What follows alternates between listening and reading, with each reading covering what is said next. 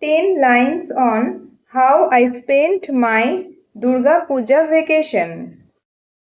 I enjoyed my Durga Puja vacation very much. I wore new clothes and visited beautifully decorated pandals. I saw many colorful idols of Goddess Durga. My family went to relatives' houses and exchanged gifts. We ate delicious sweets and traditional food.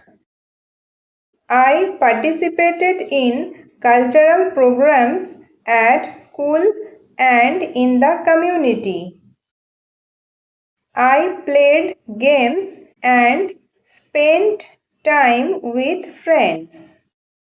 On Vijayadashami, we watched the immersion of idols. I learned about the importance of Durga Puja and traditions.